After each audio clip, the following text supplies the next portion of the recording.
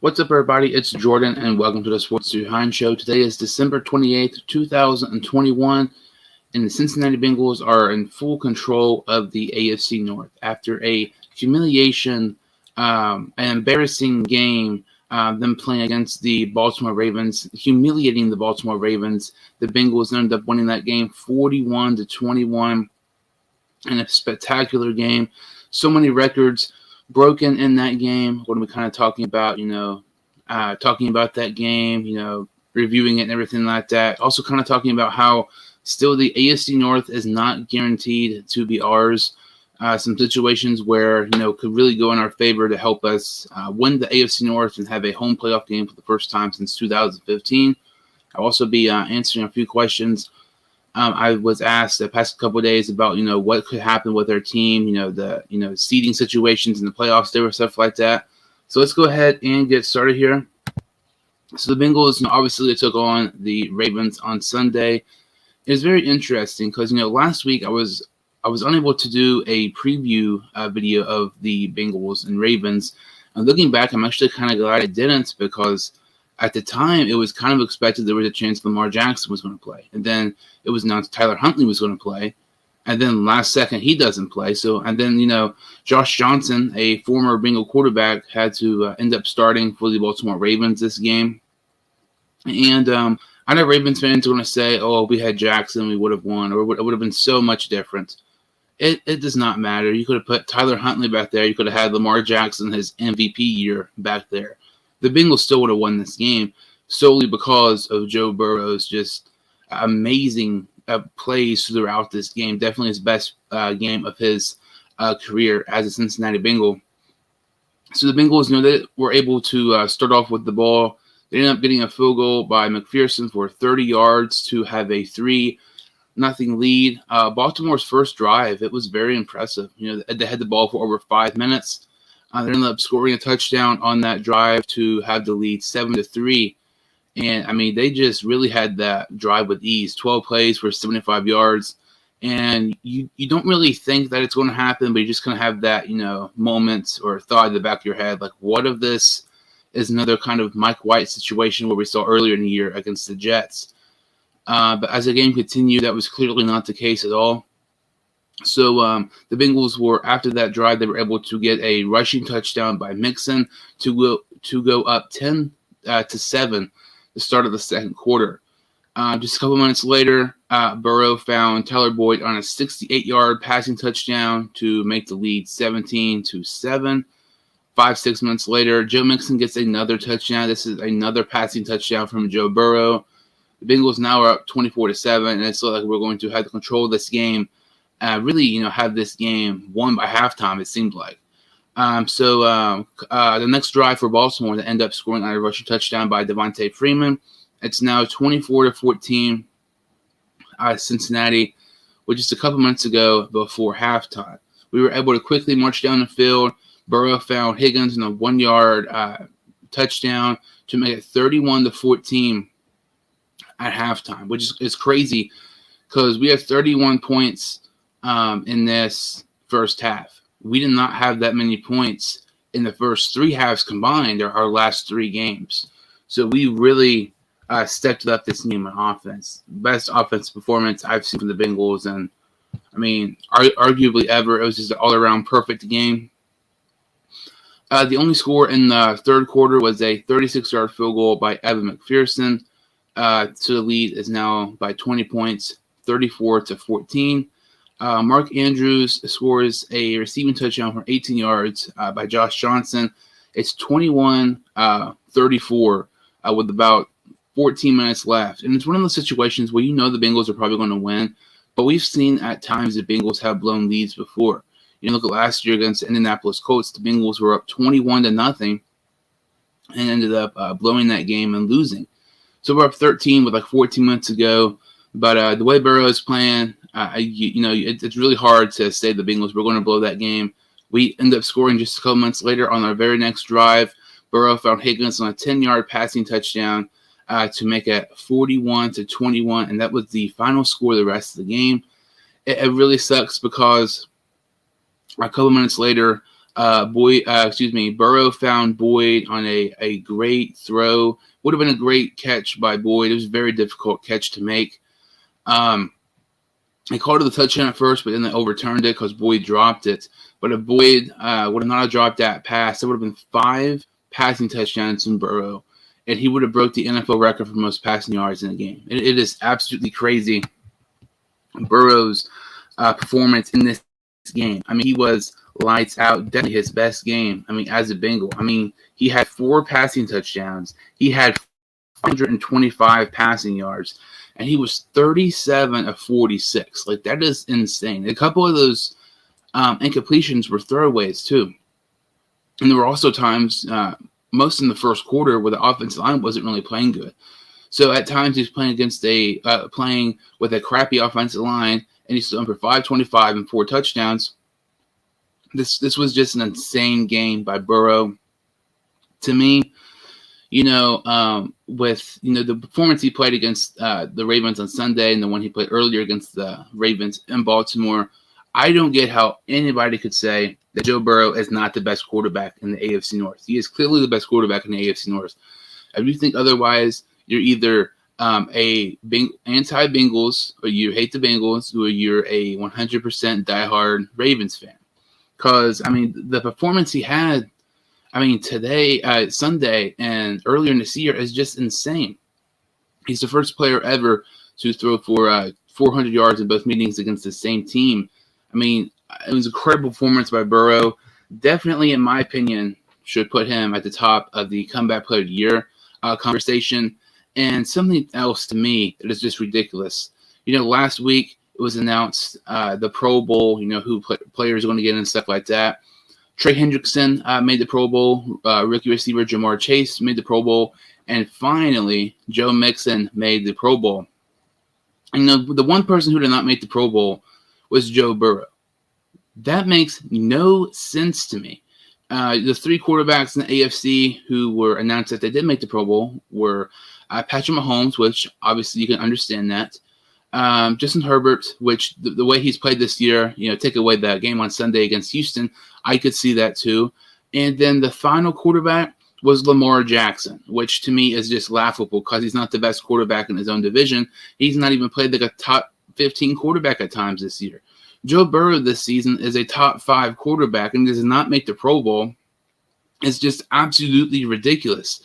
If you put some of these other quarterbacks on the Bengals, they're not going to be as good. But with Burrow being on the Bengals, he just makes them so much more electric. And his plays to able to escape out of the pockets and avoid sacks. We saw it on the very first play of the game. He avoided the sack and found Higgins for first down. And it is just ridiculous to me. So, Burrow throwing for 525 and 4 touchdowns really shows that he's the ultimate Pro Bowl snub, that he 100% should have got in over Lamar Jackson, really should have got in over Justin Herbert, and further proves why he's one of the best, arguably the best young quarterback in the NFL. He's a top 5 quarterback right now. I don't think there's much debate on that. He's up there with the likes of Aaron Rodgers and Tom Brady and Mahomes this season. It is insane. And also, I really feel like Burrow has to win comeback player of the year. I know Prescott has done good at times, but also there was about a month or so period where he's done absolutely nothing. He was really good on Sunday against the Washington football team, but you look at Burrow, 525, 4 touchdowns. You look at other performances he's had. He has been lights out. His last, I believe, 4 or 5 weeks, he is first on PFF grades when it comes to passing yards per game, completion percentage, and tons of other stuff. Turnover-worthy plays per game. It is just insane to me that, despite Joe Burrow, being one of the best quarterbacks in the NFL and leading this Bengals team to more than likely the playoffs, he's still not getting the credit he deserves. He is going to be one of the best quarterbacks in the league for many years to come. So it's really a shame to me that he's not going to be a Pro Bowler this season. I believe he's an alternate, but he definitely should have been on the Pro Bowl list. And he should definitely win comeback player of the year. I don't really think there's much debate on that. But realistically, we all know that Dak Prescott will probably end up getting that because the NFL awards and the media, like ESPN and everything like that, loves the Cowboys and the Steelers. So they always give the awards anytime they can if it's to one of those teams. And it probably will end up being Dak Prescott. And some of these other performances in this game. Mixon had 18 carries for 65 yards and a touchdown. Like I said, he had a receiving touchdown in this game. He had 70 receiving yards, which is quite a bit for Mixon. He actually had more receiving yards this game than he did rushing yards, which I think that might be the first time it's ever happened for Mixon. But, 52 of those were on that one pass towards the end of the game when the Bengals threw it with just under 2 minutes to go. Burrow found Mixon on an amazing play to get us in the red zone. And after that, we really could have scored another touchdown, but we opted not to. And to me, this is something very hypocritical. The Bengals were continuing to pass throughout the game when they were up big against Baltimore. And people may say, why the Bengals, running up the score? That really shows a lack of class and, yada, yada, yada, stuff like that. Which is really funny to me. Because if you look at this picture, this was the game where Lamar Jackson had that famous spin move against Nick Vigil in our secondary. Who was starting that game? Ryan Finley. And, we had lots of injuries that game. And, we did not, have excuses, or we had Andy Dalton, or we would have had these players, we would have won. We didn't really talk about our injured players because we knew it would not have made much of a difference. But with the Baltimore Ravens being not healthy in this game and us supposedly running up the score, we show a lack of class, and people still, talk bad about us in a way, which is just absolutely crazy because, we supposedly run up the score. Which you look at that game, 49-13, Baltimore has continually run up the score in us for years and years and years, ever since Lamar Jackson has came into the league. So it's very hypocritical to me when people talk about us running up the score, but the Ravens do it every single time. And, look at Lamar Jackson this, Jackson that, and all that stuff. But we do it. We're the bad guys. Really makes no sense.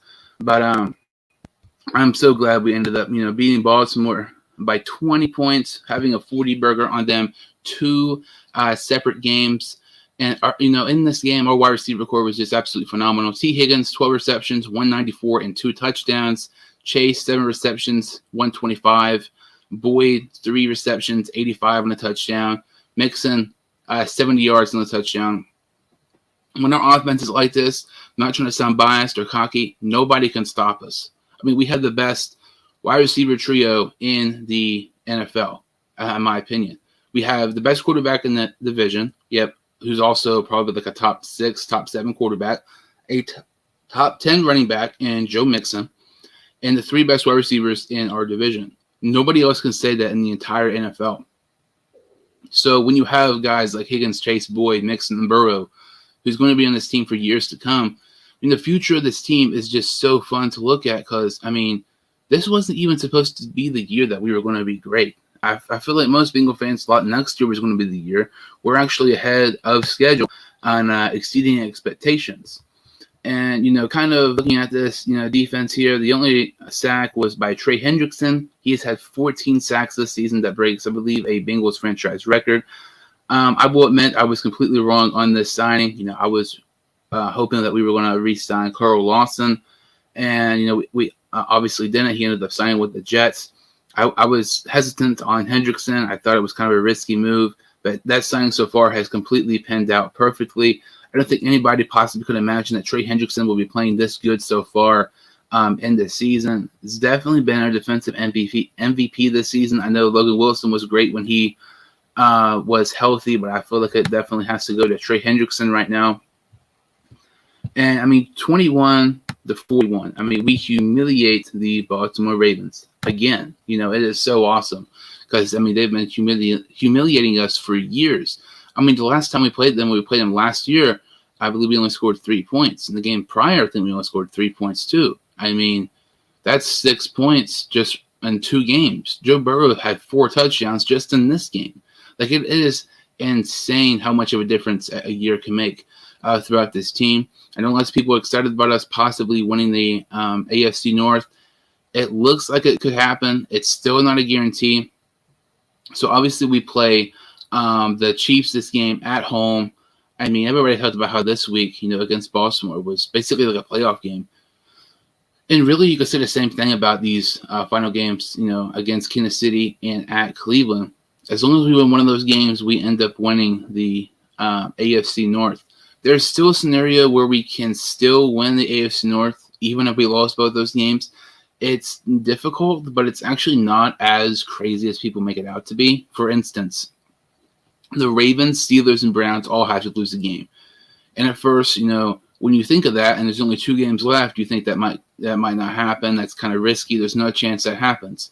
But you look at the schedules here. You look at the Ravens. The Ravens play the Rams this week. Even if Lamar Jackson's healthy or Tyler Huntley is off the virus list, I still think the Rams end up beating the Ravens. So that's a check mark on that. Realistically, I think the Ravens would end up losing that game. And then you look at the Browns and the Steelers. The Browns and Steelers actually play each other this week. And to me, we really, really, I don't want to say I want the Steelers to win this game, but I would not be upset if the Steelers win this game. The Steelers winning this game would help the Bengals because, the Browns currently had a tiebreaker. And if there's a scenario where the Bengals lose to the Browns, if we have an even record, the Browns would get the tiebreaker because they would beat us. They would have beat us both games. But if the Steelers beat the Browns, that means they're out. And, the Browns nearly beat the Packers on Christmas Day a couple of days ago, despite Mayfield throwing 4 picks. And the Steelers are a very inconsistent team as well. But when you look at this game is Cleveland taking on Pittsburgh on Monday Night Football in Pittsburgh. The Steelers do not lose home Monday Night Football games at all. They have not lost in over 20 years. I feel pretty confident the Steelers will win that game. So all of a sudden, you got 2 out of the 3 down. You have the Ravens losing to the Rams, which I think will happen. You have the Browns losing to the Steelers, which I think will happen. And then it will all come down to the final game of the season for the Steelers. The Steelers play the Ravens. So at that point, you would want the Ravens to beat the Steelers. So that means all 3 teams would have 1 loss. I know it sounds unrealistic. That might not happen, but I think it's actually kind of likely. I think it's more likely to happen than some people think, because when you look at that, the teams that you need to win are all teams who are going to be favored to win. So it's not like you're needing the underdog teams to win. The teams who are picked to win are the teams you're going to need to win anyway. So it kind of works out. And who knows? But as long as the Bengals win against the Chiefs or Browns, we don't have to worry about that scenario. But this Chiefs game is going to be very difficult. The Chiefs have a huge winning streak going on. They look like they're one of the best teams in the league right now. But it's interesting, when you look at this Chiefs team, all the weapons they have, with Mahomes and Tyreek Hill, Travis Kelce. I believe Clyde Edwards-Helaire is going to be out this game, so that can really, benefit us.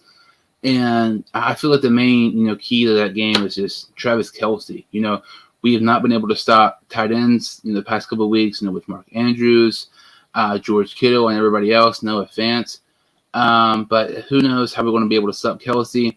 And actually have a couple of questions here people asked, kind of about the Bengals and Chiefs game and a couple other things. So what are the chances we beat KC and locking ourselves into the playoffs? That's from Justin Burton M on Instagram. I think it's a 50-50 chance we beat the Chiefs. I know I'm not trying to sound biased, but when you start looking at this Bengals team, I think we match up with the Chiefs pretty well. The Chiefs defense has been much improved over the past couple of months. I feel like our defense is just going to be the main thing. Like, I think our offense can go toe-to-toe with anybody in the NFL, but our defense, we still gave up over 300 passing yards to Josh Johnson and the Ravens. We still gave up 21 points. And it's really weird because when you watch that game, you did not think Josh Johnson threw for that many yards. But if we give up 300 to Josh Johnson, imagine what we would give up to Mahomes.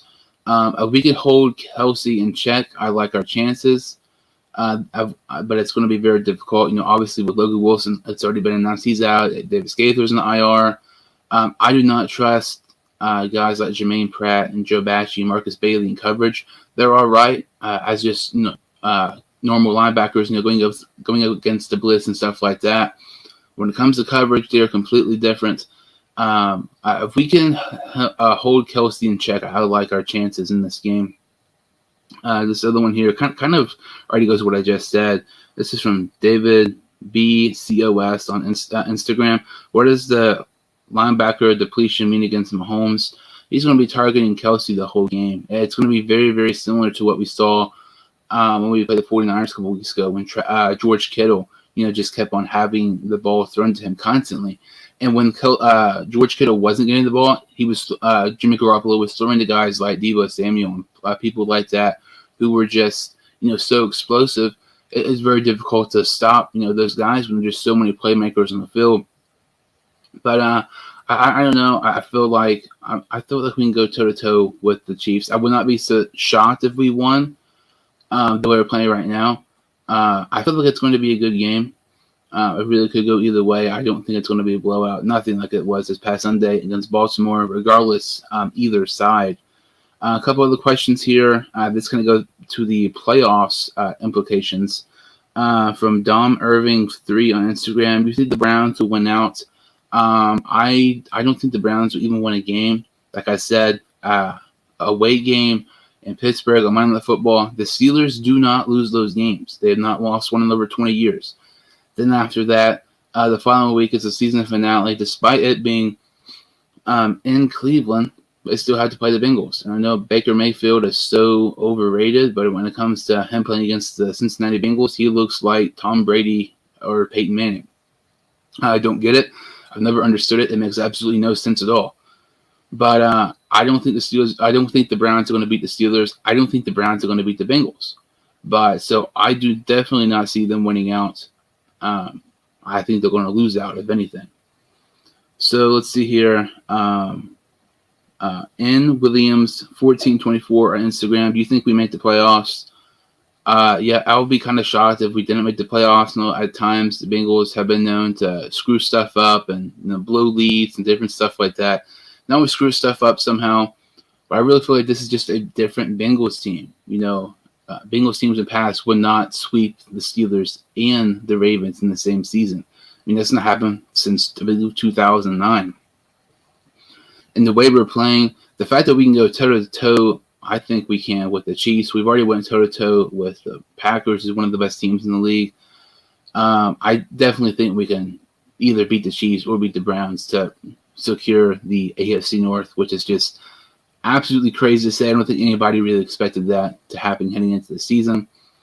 And then Master of Eligus on Instagram says, will Boyd get 208 in the next 2 games? And I know 208 is a very specific number for Boyd because I believe that is the number he needs to get 1,000 yards. The Bengals are currently the only team in the NFL, I believe, right now with 2 wide receivers over 1,000 receiving yards. We have Jamar Chase and T. Higgins.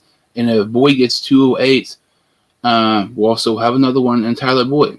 We already have a 1,000-yard rusher in Joe Mixon. We have one of the best quarterbacks in the NFL in Joe Burrow. It goes what I'm saying. Like, when we're hot, I don't think anybody can stop us. But with Boyd, I don't know, because I feel like both of these games are so interesting because this Chiefs game, the Chiefs defense has been much improved. The Browns, we were really not able to do anything against Cleveland. I'm not sure why. It just does not make sense. We cannot get anything going in that game. I don't think Boyd will get to 208 because when you start looking at some of the games he's had the past several weeks, he might have 70 and 80 yards, but one catch might be like 60 or 65 yards.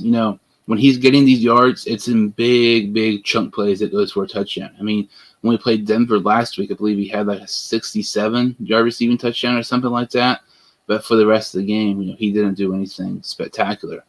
So I don't think he will. I hope he does because him and Burrow, my favorite Bengal players. I think it'll be really cool. If Boyd had another season with 1,000 yards, because that means over the last 4 seasons, he would average over 4,000 yards, over 1,000 yards a season. He's definitely one of the most underrated receivers in the NFL. But who knows? It's going to be very interesting to see if he's able to. And also, there's so many records in the Bengals, could possibly end up breaking. You look at or individual players. Jamar Chase. There's a chance he could end up possibly breaking the rookie receiving record for most receiving yards in a season by a rookie. I believe Joe Burrow is close to breaking the Bengals record for passing yards in the season. I think he might have already even broke it. I'm not quite sure, honestly. But it is just insane. I mean, we win one more game, we won the AFC North. It is so awesome. I think we're going to do it. I'll be surprised if we don't. But really, thank you all so much for listening. That kind of about does it for this video. If you could like this video and subscribe to the channel, I would greatly appreciate it. And I will see you all next time on the Sports Dude Hines Show.